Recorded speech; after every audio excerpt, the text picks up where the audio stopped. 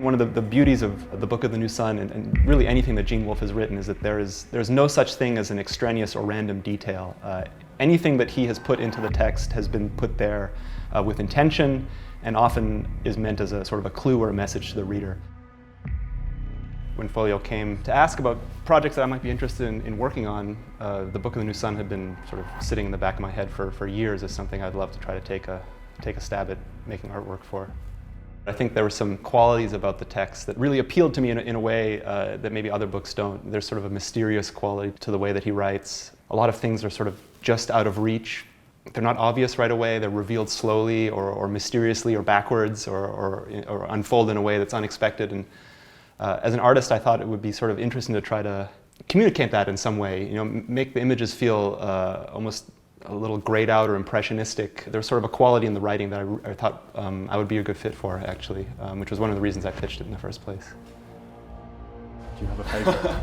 I do have a favorite, or a couple favorites, I think. I mean, it has nothing to do with what's going on in the image. You know, it's oftentimes just how they came together. I mean, I'm really happy with how the Mandragora curio cabinet came out. Also, you know, Severian talking to the Undine, I think came out really well. There's something about the softness of that one that was a little unexpected and also just really exciting to me. And then Jonas and the Mirrors. The book is not only a book, but it's about a book, and we're reading a text that has been written by a character in the novel. So there's this history of illustrated books and decorated manuscripts that I wanted to reference, and the decorative drop caps seemed like a kind of an interesting entry point into them. There's so much in this novel that I want to express. The drop caps kind of became this space where I could seed these small little details and secrets that I had sort of discovered throughout the book. I came across this old medieval alphabet that I seeded with my own kind of images and metaphors and details and things. I really tried to make sure that every small moment inside those little illustrations has something to say about the story, or you know, what I think about the story. The color palette on the bindings was supposed to sort of exist as this contrast to what's going on inside the story.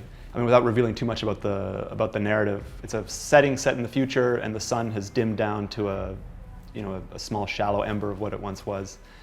And so I imagined this world as sort of poorly lit and gray, and in a world where details are hard to see clearly and all this kind of thing.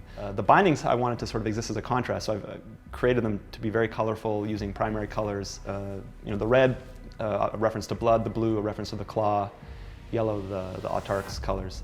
It somehow made the images seem like weirder and more creepy. How do you get from a page like this to a final illustration?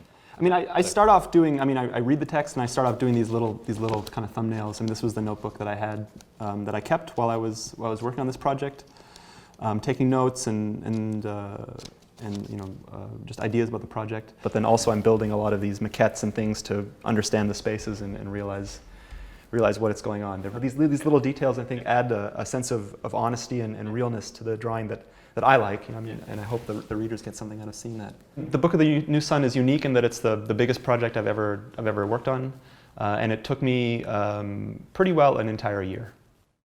This is my fourth book for the Folio Society, and my first limited edition, which is pretty exciting.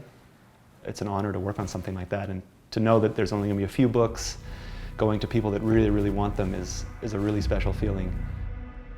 I think this is the best work I've ever done, actually. I'm really, really pleased with how these came out.